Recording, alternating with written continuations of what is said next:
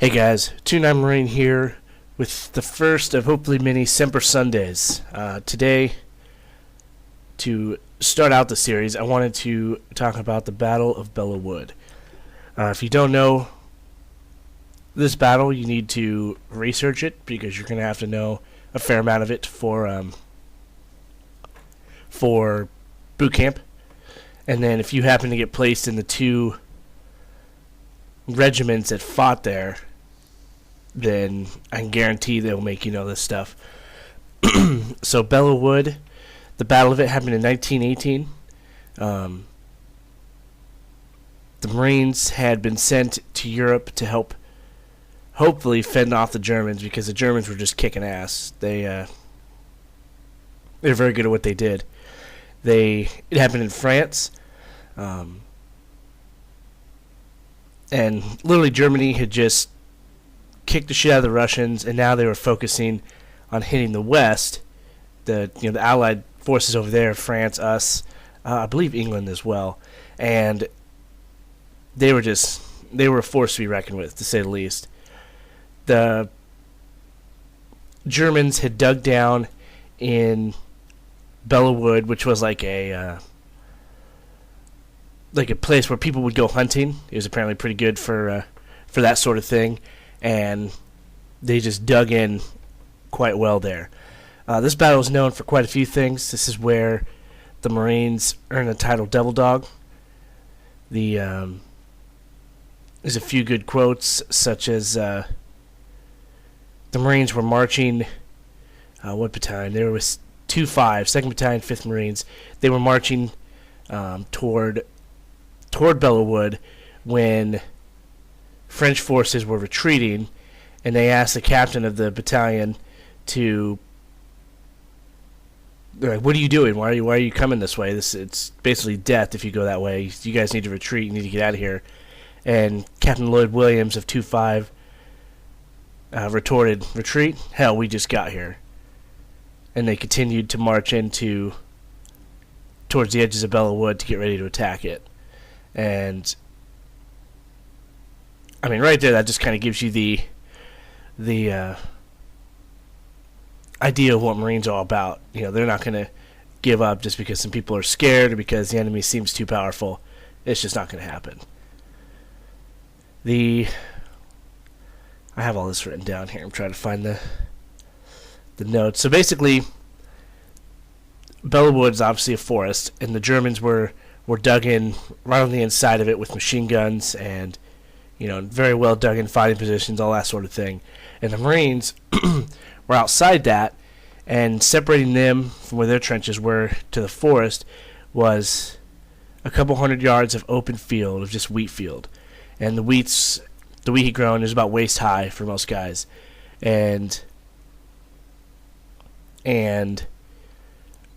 so there was nothing. There was no sort of protection. There was no sort of cover.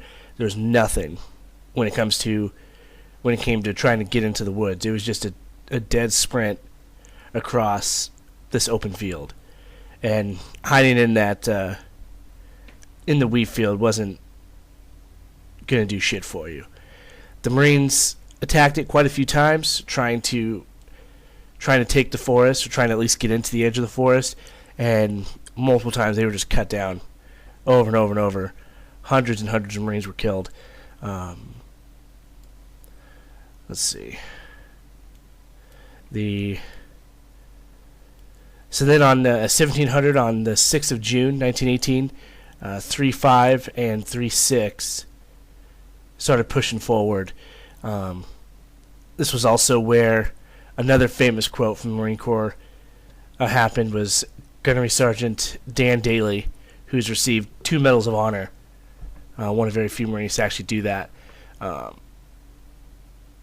Asked his Marines, or told his Marines, "Come on, you sons of bitches, do you want to live forever?" Which, if you don't know that quote, then you're fucking slacking. The Marines at first were hit pretty hard from 3-5. 3-6 was on the right, and they were sweeping the southern end of the forest to try to hit the Germans basically from two sides. They were able to establish a foothold in the forest, but to be able to do that, they were engaged in really heavy hand-to-hand fighting. It was just everybody. That's what they were doing, and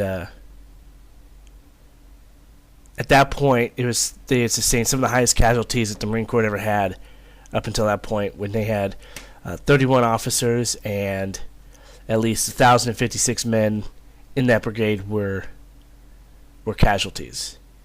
So it was a rough day, to say the least. They fought in the forest for a few days. They just back and forth. They were hitting the forest with artillery, anything they could to try to soften up the Germans. But like I said, the Germans were just insane. They're very, very good fighters. The Germans were using mustard gas on the Americans, on the Marines. All the Marines had their gas masks. They were just getting hit hard. There's a story, which I can't remember where I'd read it, but basically the Marines were advancing when people in the front noticed the yellowy mustard gas coming at them, and one of the privates in the unit had lost his mask. He couldn't find it. He started freaking out because if you breathe in mustard gas, you're dead. There's no way about it. You're dead. Especially back then, with medical stuff not being nearly as advanced as it is today. But either way, so he's starting to freak out because he can't find it, and he's not going to retreat because Marines don't retreat. And his gunnery sergeant was going around making sure everyone had their masks and were getting them on and everything. And the gunny had his mask on, and he'd seen this private, who was literally moments away from dying because the gas was closing in on him. And he took off his mask and he gave it to the private, and then the gunny ended up dying from the mustard gas. While the private was good because he had a gas mask. And that's just, when I hear that, that's just amazing to me. I just absolutely love it. Just the sacrifice that he was willing to make for this kid. So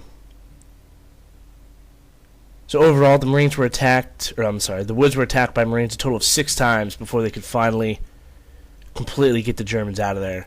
They fought off the better part of 5 German divisions, a lot of times being just reduced to fighting with their bayonets on their rifles or in hand-to-hand combat because it was just that intense of fighting. The total for this battle, U.S. forces suffered 9,717 casualties, including 1,811 killed. A good majority of them were buried at a cemetery near there that the French made, in honor of their sacrifice. Let's see, General Pershing of the United States Army. He's a very, very famous general. He, after the battle, he was quoted as saying, "The deadliest weapon in the world is a Marine and his rifle." And it's a very true fact. Those Marines freaking whooped ass. The Army general in charge of the Marines during the battle, just because it was a big clusterfuck for a lot of it. His name was James G. Harbord, was made honorary Marine due to his leadership and the ability to get the job done, because very few people could have done that, and he was able to. And let's see. In 1923, the French built a monument to the Marines there, or to all U.S. military, but Marines were the main driving force in that battle. And in his address, he summed up the future of the site, saying, "Now and then a veteran will come here to live again the brave days of that distant June. Here will be raised the altars of patriotism. Here will be renewed the vows of sacrifice and consecration to country. Hither will come our countrymen in hours of depression and even of failure, and take new courage from this shrine of great deeds." Yeah, that pretty much sums it up right there. One of the things I really, really want to do before I die is to go and visit this that memorial, because that memorial is just, that's like one of the quintessential battles that Marines are known for. The French Forget, which I'll be posting some info on my Facebook about it, but the French Forget is that the braided like cord that you see some Marines wear in their dress uniforms, and their service uniforms, and it's a green braided cord basically, and it's awarded to the 5th and 6th Marine Regiments for their fighting there, and they're the only regiments in the Marine Corps that are allowed to wear those. And then once you are no longer in that unit, you cannot wear it.